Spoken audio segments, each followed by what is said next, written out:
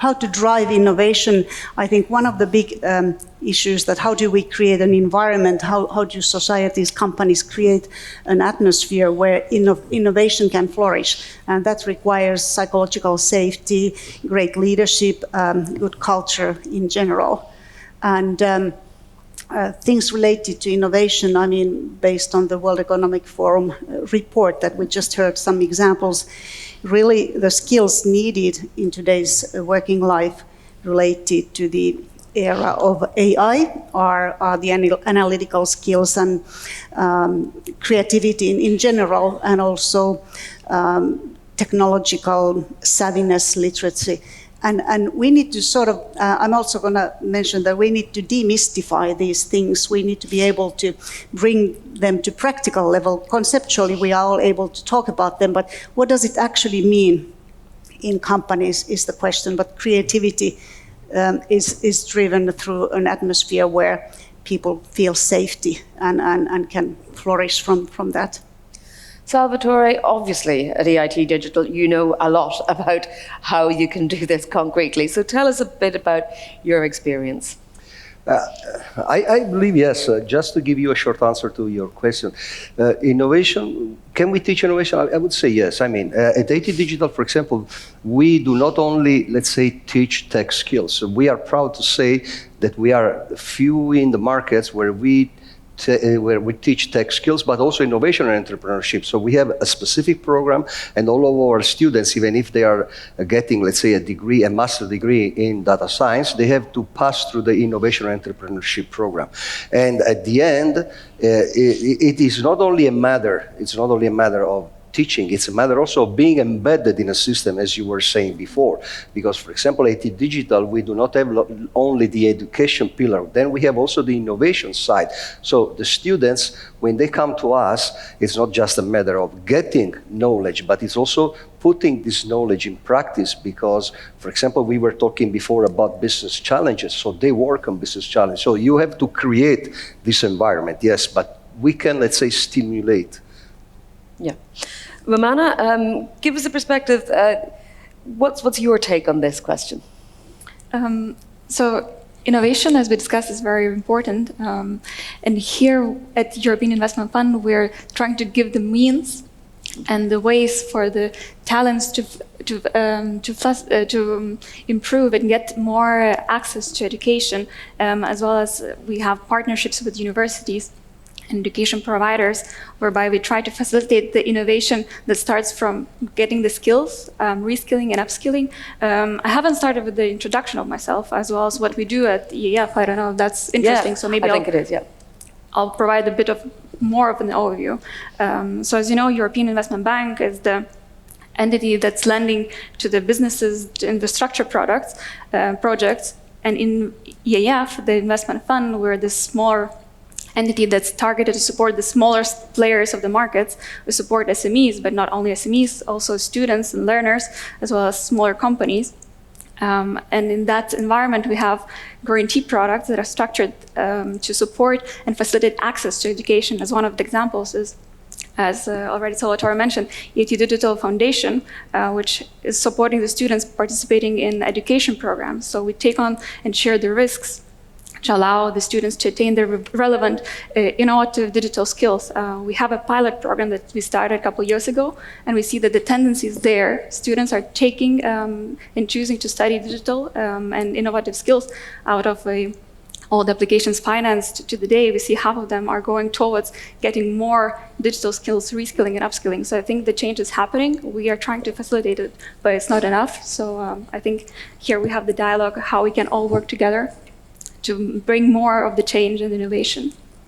Well, I think one of the constant cries everyone always says is, oh, we need more funding. So we're going to come back to a little bit on that question. Valerie, same sort of question to you. Can we teach innovation? What are the skills and competencies that we need around that to support it? Yeah, we can teach innovation. Students can obviously learn methodology. We can share with them some kind of magic toolbox. But what is the most important, and I will rely on what you said as well, is actually we have to empower people to create. And it's just not a matter of hard skills. Obviously, those ones are very, very important, and we are going to talk further about that, but more about the soft skills. This makes also a big difference at the end of the day when it's come about innovation and creativity, critical thinking, and inspiration as well. That's something that companies and professional environment must bring to enable and to foster into innovation into the teams. Yeah. Salvatore, let me ask you sort of build on this idea that I think there's a lot of consensus on this panel. But how do we create a pipeline, as you are, a talent pipeline, going through from schools right through to not just startups, but scale-ups and possibly beyond? I believe everyone is looking for that secret formula, no? Last week I was in a conference in Stockholm and they were asking for this. Today we have been spending at least, let's say, 2-3 hours talking about this. How can create a pipeline? I mean, first of all, we have to understand that especially today, the actors, we cannot stay anymore alone. We should be connected. We should create those ecosystems. We should have other people around us. So, and everyone should do, let's say, his job. For example, higher education institutes, they have to prepare people, but at the same time, we have to start thinking in terms of, let's say, platforms where we can bridge the labor market and the universities, for example. At AD Digital, we are making now an experiment. We are launching a digital platform from one side you have the users, on the other side you have companies searching for people, and an artificial intelligence system, an algorithm, will make the match. So it's something that today we can do. I mean, it's something that could be done. So it's not just a matter of training, but it's a matter of bridging. And this is the key word today. But if you want to bridge, you have to have different elements. And education is just the first one, but we need funds. For example, we have a special programs with them. So students, they can, not everyone can afford, let's say, higher education. And some of them, for example, they are not applying to us, or they start the application process and then they leave because they do not have enough money. And this is the case, for example, with them. We have a special programs. They can pay at the end. But at the end, we need also companies getting the students, companies giving us the challenges. So it's something that could be done, but in cooperation, not in competition anymore, but in cooperation. Kirsi, same question to you about building this pipeline. What experience or views can you bring to bear on it? And particularly in terms of where the competencies lie for who should be driving that. Obviously, at a pan-European level, we've got EIT, but what about if we look down at more regional or local or national level? Kirsi. Well, if I bring it down to companies, and I come from a technological research and applied science research center, I think companies in general should be thinking and looking for what are actually the skills that we need today. And the question is that we all know it conceptually, it's been mentioned even here several times, what are the future skills needed for succeeding.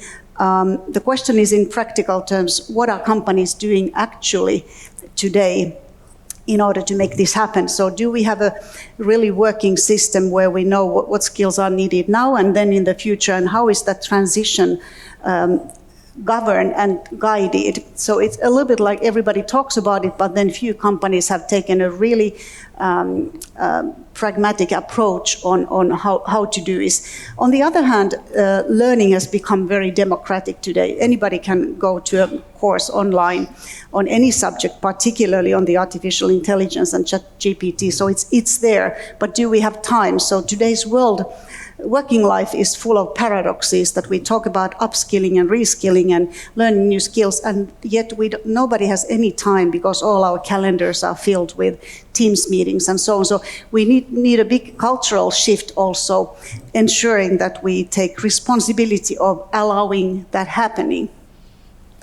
To come back to this question of support and funding, and Salvatore mentioned that, it's not equal opportunity as much as we would like it to say for every individual in the EU. And there are those who cannot afford to go to higher education. Do you see, Romana, any particular cohort that maybe loses traction? Is it women? Is it those from marginalized communities? Is it people in rural areas? Is there any way that we can identify specific groups that need increased attention or increased support? Naturally, usually people from less social advanced backgrounds are less reluctant to go and study because of the lack of the resources or the funds available. But that's essentially why we're working, not only for students, but also reskilling and upskilling. There are programs for both either the students on their own to quit the job, reskill. We have seen a number of really good examples where people quit their jobs, take on the financing provided, supported by the guarantees, and then change a new career, and they attend IT boot camps. So essentially, the availability of finance is there.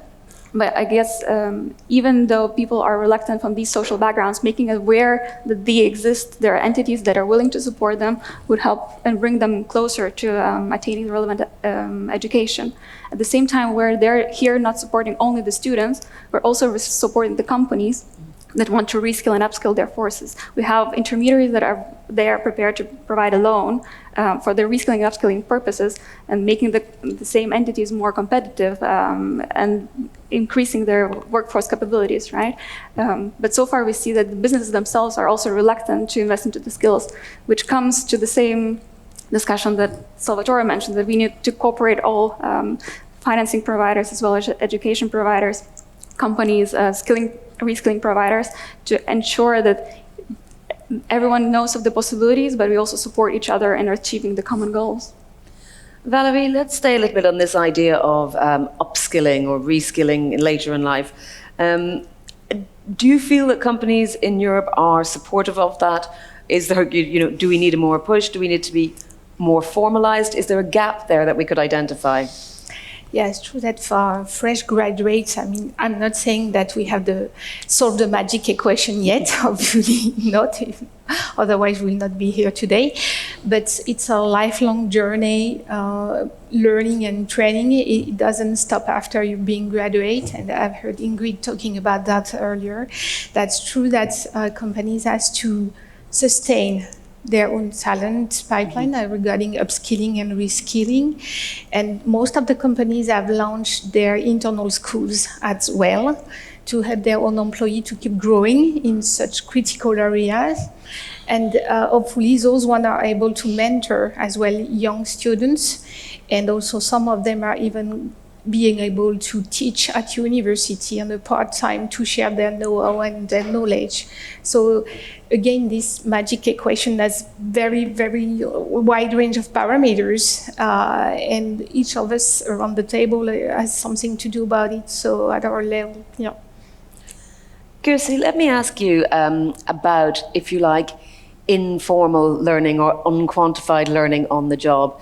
Is there a way that governments, educational entities could come together with the companies to sort of help those in the jobs identify skills they may not know they have, but that are there in the background, to turn those into more formalized qualifications? Certainly all means are allowed and most welcomed.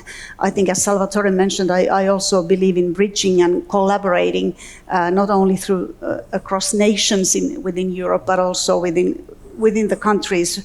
The institutions, universities and companies could do exchange programs and rotate people more. And this requires a totally new concept in working life, that who owns the employees, and we need to have much more agile ways of allowing people to move freely. We see it already on the private sector in general, that people don't want to work from Monday till Friday, but bridging and then exchanges and kind of like collaborating together is one of the key elements in terms of learning new skills and also creating together the new world of work. Well, I think, we've got some, if you like, hangovers from the pandemic way of working that have given us all more skills than some of us knew we needed in order to rise to that challenge. But may I add something? Yes, of course. Yeah. Yeah, going back to what you were saying before, and going back to this keyword cooperation, this is exactly what we are looking for. What companies they have to understand that education does not, let's say, it's something that should be created. There is a process. I do not go to a university searching for specific skills, hoping that the skills is already available. When we are talking, for example, a master's degree, it takes 2 years.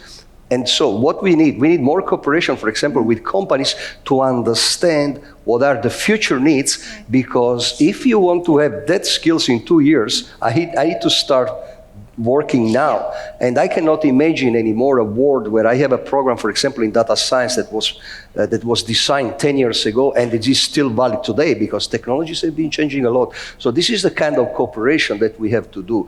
And we have also, going back to this morning, we have tools that can, for example, scan what is now outside and what are the skills needed. But universities, and this is the shift, the focus that they have to understand this, and they have to do this, let's say, this first step. Otherwise, we have a problem. Well, Valerie, let's pick up on that. Yeah, that's very true that we have companies must have the ability to influence upstream the design of the curricula and what type of profile we would need. But I do believe also it's part of the open innovation ecosystem, you know, and companies, academia, university, master schools, but also startups are bringing new skills and bring new user case on the market that even big companies might not thought about it. So it's all about the chemistry of all the ecosystem, I would say, in order to identify what would be the next skills required to fulfill our challenge in digital world. Yeah. Well, I mean, let's ask that question of our panelists. You know, what are the challenges that are facing European companies? What are the skills that they're going to have? And a little bit to build on that also is, what are the challenges they're having in attracting and retaining this digital talent? Talent acquisition and talent attractivity is one of the key challenges that we are all facing, whatever you're big or small or medium-sized enterprise. So, and like you said, it's about knowing more and let our future employee knows more about the culture of the company. And what do you bring that differentiates your own company from one to another? Of course, here we are facing the same issues that others group face in this industry. Attractivity, I would say we're getting better, but on the other end, retaining talent is also one of the biggest challenges. Once you've hired someone, you invested into the learning path, the learning journey, you get professionals after a couple of years, and when you lose them, it's critical damage to the company. I'm not only talking about return on investment, obviously, but all the network, the know-how, the knowledge that have been spread around the company that you're losing. So retaining is all about making sure that, again, we keep empowering our employee for them to keep growing in their professional pathways, and maybe also to expose them to a wider range of stakeholders. Innovating by yourself doesn't mean anything anymore nowadays. So obviously, building the bridge with other companies and sharing know-how and IP could make a difference into retaining talent as well. When you're big companies, when you have a large geographical footprint, that's also one big asset that you can offer to talent to move from one area to another. And staying within the same company, they can change jobs as well. So that's another way to retain talent. Let me ask you, Romana, do you think that companies are facing this challenge? Are you hearing that? And then the flip side, do they value their workforce as an asset? I mean, obviously IPs are assets, actual, bricks and mortar are assets. There's all sorts of assets, but do we sometimes feel that maybe certainly lower skilled workforces are not as valued, or is it a question of measuring up skills, training with the talent that's out there? It's a quite tough question to assess as well, how the employees are evaluated. What I can see from current perspective and sort of what financing we put out as available, we see that companies tend to borrow less to invest into skills. Maybe they don't need to borrow, let's say, right? So this is the only plain observation that I can see as of now. What I do see is that if you have skilling, reskilling providers that are offering short-term education, let's say financing, they tend to also have strong collaborations with businesses and then place their people with the good companies. So when the person is changing or choosing their way to go, the company plays an important role. When someone chooses their career and the skills they want to have, whether they'll be employable. So the companies and collaborating with education providers, I think build in not only that they have to retain the talent, but they need to acquire the talent to start with. So starting them early, I think it's one of the, sort of the biggest advantages that the companies can have. Also, the same is for the students that are borrowing, that come from less advanced backgrounds. The refugees that we have now in Europe, they don't have access to finance. So the companies are willing and cooperating and sending strong messages of whom they're going to employ, what skills are required, as Salvatore mentioned, the education systems. Then essentially we bring in and ensure that maybe we don't take care of everyone, but we take care enough to sort of advance and innovate going forward. Salvatore, same sort of question to you. I mean, I'd like you to reflect a little bit on this question of skilled individual workers in terms of where are we in the EU in terms of supply and demand. Are there enough people for the demand? Does a particular skill being in short supply lead to increased demand? Is it that simple an equation?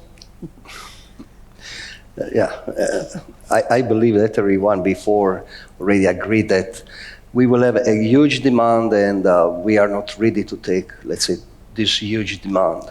And this brings back to me to at the beginning when we were saying that we need to have a cooperation. I mean, the future is different. I mean, think about myself. In 1999, I was doing an MBA in New York, and when I finished, I was a financial analyst. Do I am a financial analyst today? Absolutely not, because if I see the tools that they are using, I do not understand absolutely nothing. And so, again, we are going back to the ecosystem. Where is the future? Where we are going? And that is what we are missing today. We are missing this part. We are missing, let's say, this educational provider ready to tackle those challenges. Federico, at the beginning of today, he was talking about risks. Yes, we have some risk, but we have also a lot of challenges today. And so this is the big shift that we should do. Also, for example, Valerie, it's nice to hear from a senior human resource manager that also human resource managers are changing. So she's not talking anymore in terms of, sorry, it's not an offense. It's okay. She's not talking anymore in terms of getting people. She's thinking in terms of retaining people. This is really a big change. And she was mentioning a word that it's true in the company, a damage. So it's not only a problem of, let's say, the demand. Every one of us should be prepared for the future, but to be prepared for the future, we should take some risks. And the risks for education are launching new programs and being innovative also in those programs, and et cetera, et cetera. Probably new platforms, probably new way of delivering courses, and et cetera, et cetera. What I see is that the traditional way of, let's say, teaching, it's not anymore valid today. Kirsi, let me ask you a little bit to reflect on the other side of it, which is how and what role can digital talent play in the overall developing of the new technologies, like we were talking about earlier, like space tech, like deep tech, like AI, blockchain, Internet of Things, whatever it might be. How big a role is talent playing in Europe's keeping pace with the rest of the world in all of these areas? As we've heard today, it's fundamental. I mean, we can't say no. It's going to happen anyway. It's already happening. So we need to be catching with the flow and really ensuring that we have the right skills.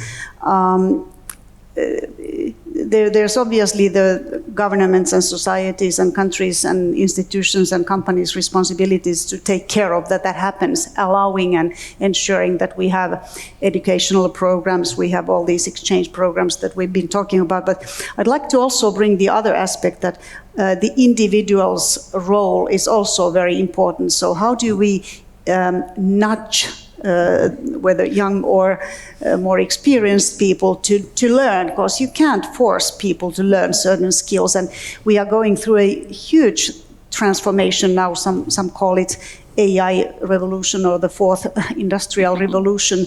It's scary for many people. It's something that all these terms and abbreviations and the language that we now talk, there's lots of people in working life that don't understand the language.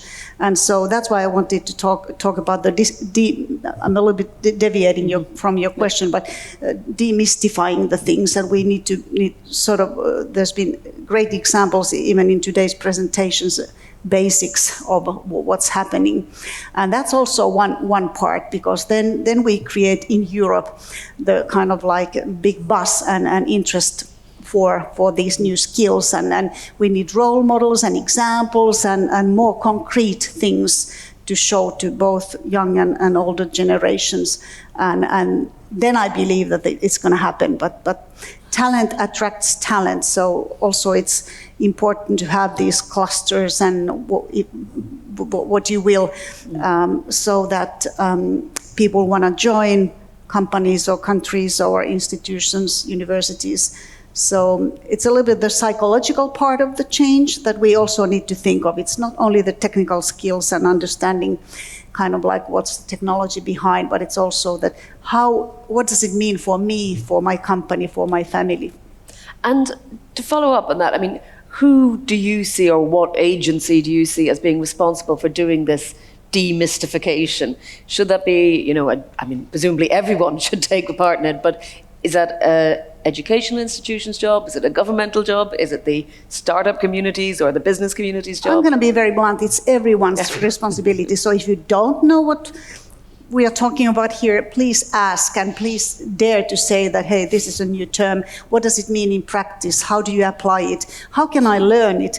How can I sort of like learn more? But obviously it's also, I studied communications as second major, and there was always this, that it's the responsibility of the one that speaks, the communicator's responsibility to make sure that the person you're talking to or communicating to understands really. So the worst can happen if it's kind of like upper level conceptual thing that nobody dares to say that actually I don't have a clue what it means in practical terms. So that's everybody's responsibility, I will say. Valerie, let me ask you the big blunt question, I suppose, which is a lack of talent holding Europe back in the tech sector? In the tech centers? Well, the various interlinked tech sectors, not just ones. In different tech centers. I mean, for me, it's all about building the bridge and bridging the different stakeholders. So, like we were discussing earlier with the IT Digital, it's, for me, the matters of you can cover the whole value chain from R&D down to customer support. But at the end, who could pretend today to have the full know-how and knowledge over each of those milestones and key steps?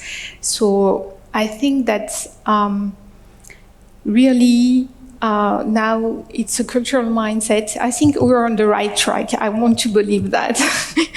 We have hope here, so for building the future. But inside the company, the architecture and the organization, they have also to break the silos.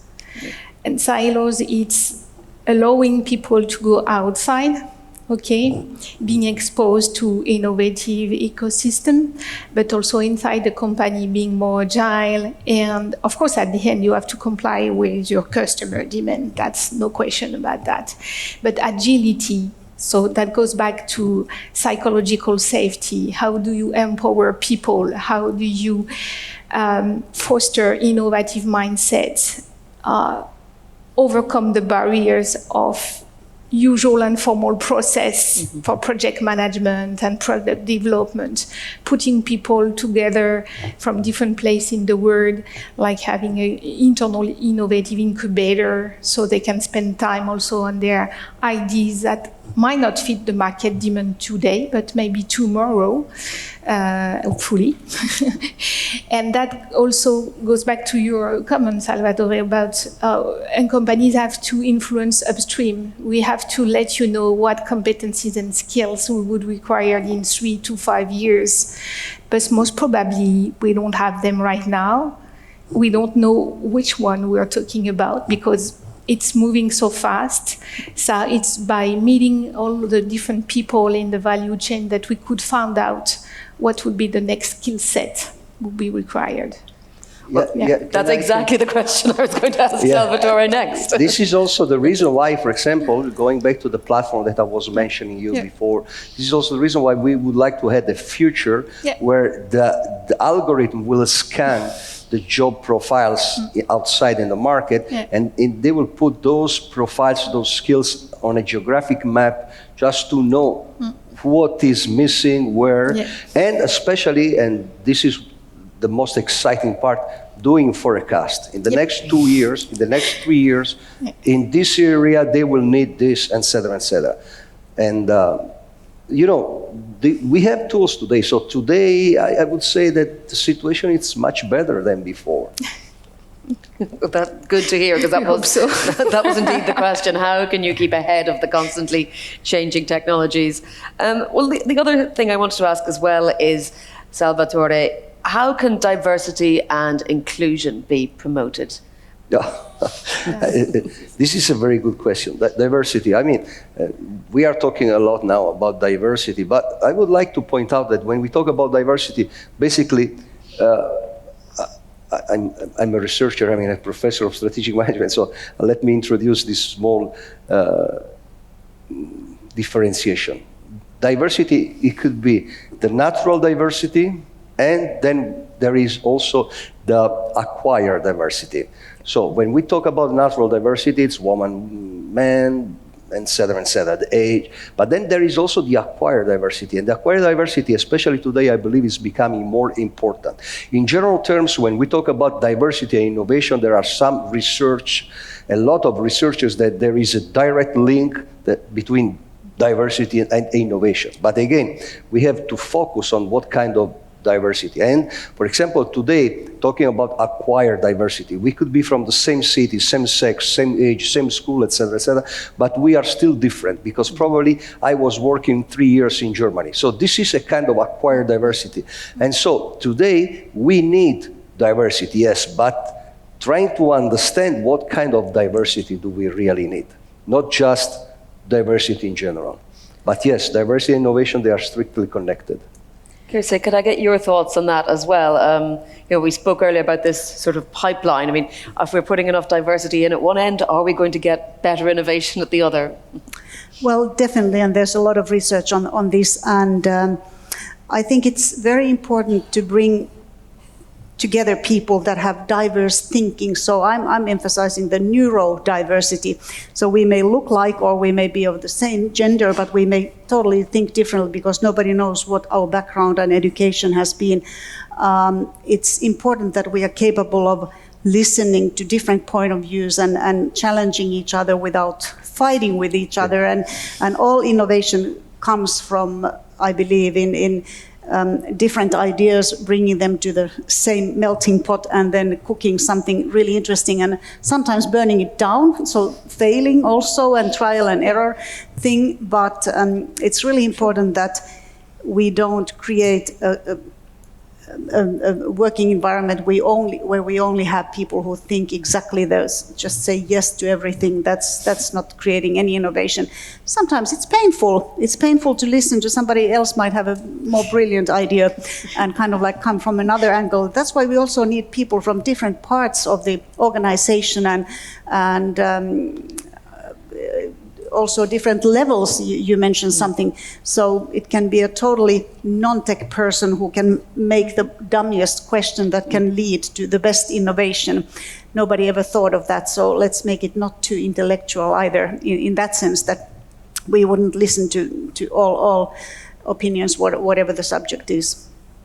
Yeah, if I may, that's diversity is a must today. I mean, it comes with the tolerance to failure, and obviously when you innovate, you fail. This is how you learn and keep on innovating, but it also brings a different level of risk tolerance, and this is also a huge asset in soft skills. You can learn from your failure, but we need, again, like I come back to people empowerment, but And this is where companies also have to move a little bit the lines as well, is to, think out of the box. It's a nice word, but what does that mean in the companies with regular and standards and processes to comply with? And this is where diversity can be a big game changer, with different mindset, different culture, different way to solve problem. But diversity is nothing without inclusion. And inclusion, I do believe this is the accountability. It's not responsibility. I think companies are accountable to be inclusive. This is the best they can offer to their employees to leverage their skill sets and to deliver a nice working condition. Yeah. There's a nice story about this. I don't know if there's a show of hands. Has anyone ever heard of the racist water faucet, the racist water tap? Heard this story, anyone? No, it's a tech company developing a new sensor for your washing tap that would detect temperature of skin and give you exactly the right temperature of water you needed. And they tested it, they had it installed in their office, big success, wonderful. Delivery driver comes in, doesn't work, because no one had bothered to test it on black skin. And I think they went back to the drawing board after that. But it's a very practical example of how having more diverse workforce might have led to a better result. Let me ask Romana the same question for you about the importance of diversity and whether there are, if you like, initiatives or funding policies or anything that can help to drive that. So the InvestEU Skills and Education Guarantee is driven and financed by the European Commission, which is strongly driven by the policy goals, which includes also diversity, inclusion, as well as skilling, reskilling. So when we implement the products, we try to have them as inclusive as possible. They are targeted to support not only Europeans, but also people coming into Europe that are staying here, that are living here for whatever reason. Was it the refugee or war or someone looking for the better future, essentially, that they would have the same access to the same tools that we are providing for Europeans. When we look at the current provided financing, there is not a big of difference whether they're males or females borrowing. We cannot judge them further, but we see a wide range of ages as well. So we do believe that having the products that do not discriminate allows more people from different backgrounds to attain the required skills, and that hopefully those are getting employed in the companies that are looking for this diversity. At the same time, we're trying to talk and with companies that are willing to provide even more impact financing. Some focus on enabling disabled people to retain the skills that sometimes are even doubtful themselves to retain the required education. But I guess here the companies cooperating with companies that are willing to finance these students could even facilitate different types of inclusions that are very relevant in nowadays society. Well, you mentioned policy goals, and I'd like to talk just very briefly about the EU's sustainability and green economy goals, and whether that should be considered alongside the digital training that we're talking about on this panel, and whether there's a way to bring the two together. Salvatore, your thoughts on that, or Kirsi? Oh, please. Well, the answer is yes. It was just simply then the next question is how. Yeah. And there I'll turn it to Salvatore. Thank you. Just take it. No, yes, it's always how. Again, I will go back at the beginning.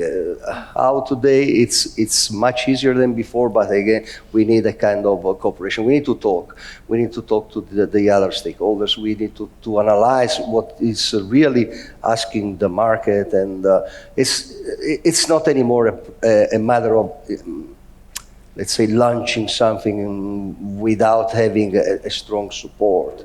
And again, as I said before, I'm professor of strategic management. Before saying how, I like always to analyze, and I like to process the data and see and try to understand where the market goes. Then, when it is more clear, then I go to the practical side and I see which kind of stakeholders we should put together to do that how. Well, let me ask you then, what sort of initiatives or funding policies or approaches would you like to see that you think might be helpful to drive the next generation of tech talent? Salvatore. Tech talent. Yep. So the initiative, for example, that the European Commission is leading now, this Deep Tech Talent Initiative, it's a good one. Also because we are discovering that we do not have in Europe, we do not have only the higher education institute. We have a lot of our, let's say, educational providers that are already doing a lot. So with Deep Tech Talent Initiative, the European Commission is asking companies to emerge those tech talents that we have. And once they emerge, we also understand how powerful we are. I mean, we also understand where we can get, because, for example, Ingrid was mentioning the Deep Tech Talent Initiative, but someone this morning was mentioning the CHIPS Act, for example. One of the objective of the European Commission is to get the 20% of the chips made in Europe before, I do not know, Valerie knows better than me, but before 2025 or 2030. So how many talents do we have in Europe to support this initiative? I mean, because companies are ready to invest. STM, they made already a lot of declarations that they are ready to invest. But how many talents do we have in that specific sector? Do we know? Actually, I do not know. I do not know the answer. And so it's welcome an initiative like the Deep Tech Talent Initiative, because then finally we can understand what kind of talents do we have, and we understand also where we should go. So. Valerie, are there any particular initiatives that you would like to see, whether they have a title or not? Yeah, open innovation platform, bridging again, and all the stakeholders. I think as companies, we have to influence upstream. We have to provide you with forecast before going to the how. Obviously, I understood that.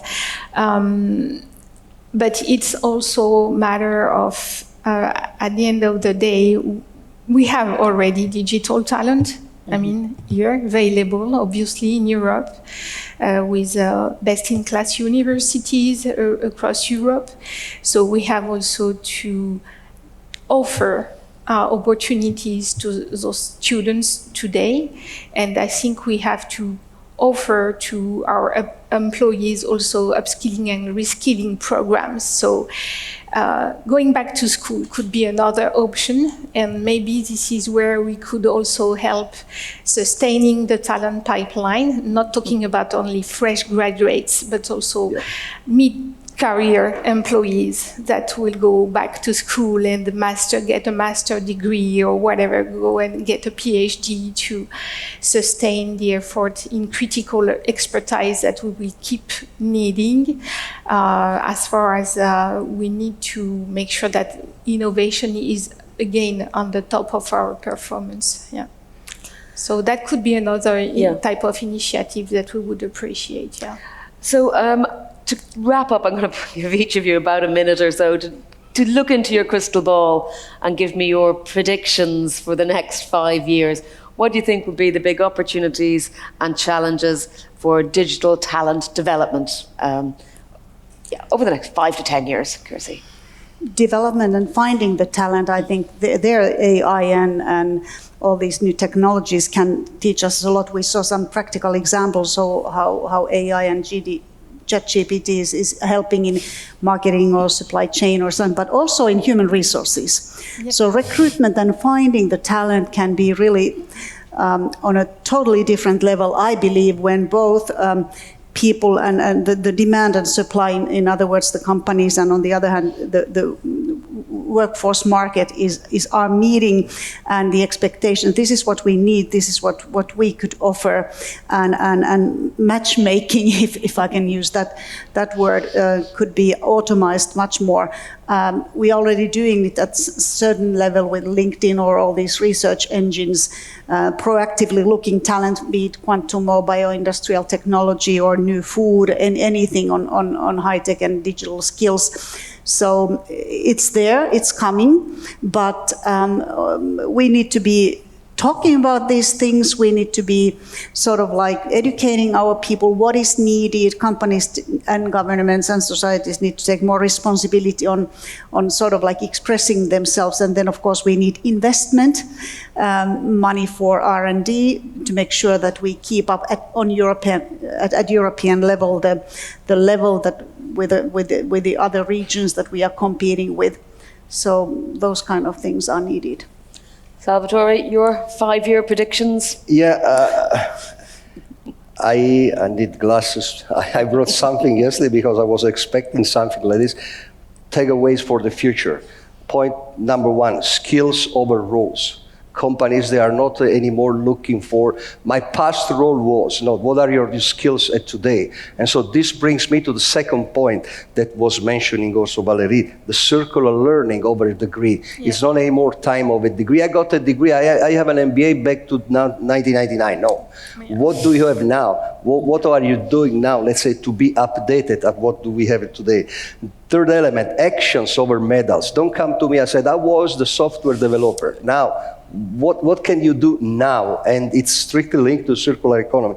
And the fourth point that also she was mentioning, agility over bureaucracy. Agility over agility, it's the key point today. I mean, if you want, in the future, if you want to keep, retain talent, you need agility over bureaucracy/control.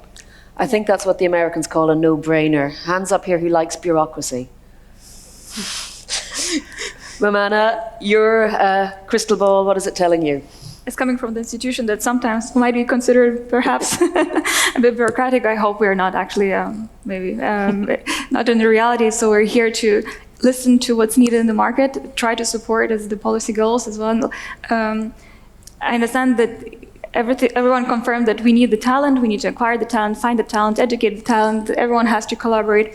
But when it comes to finance, I think we need to sort of break the myth that you cannot borrow to or expose yourself to certain risks, because essentially here with the European Commission's support, even though these are loans, right, the income share agreements, you do bear a certain amount of loss, but you can gamble on your future, that the companies are encouraged to do so and invest into skilling and reskilling, not of what they currently have, but looking forward to their expectation, to the growth, to sort of facilitate the advancement. So my hope is that the break or the myths of the financing and the institutions providing the support for financing are not so on the table. They're rather next door and next hand, that we can actually work together and achieve the attainable and measurable goals.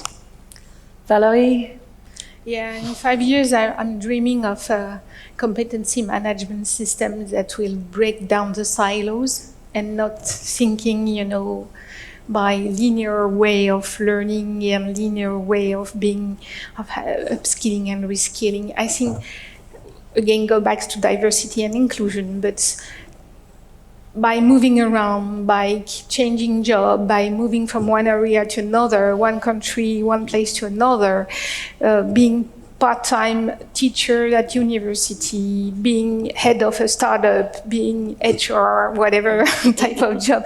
I mean, this is how you grow innovation, how you can feed the pipeline on the most sustainable way. It's a dream. 5 years is short term, so I'm not sure we will be there. But I think this is the mindset we have to inspire as well across the different stakeholders. Yeah. Well, thank you very much, all of our speakers. I hope you have been inspiring to our audience. So a big round of applause, please.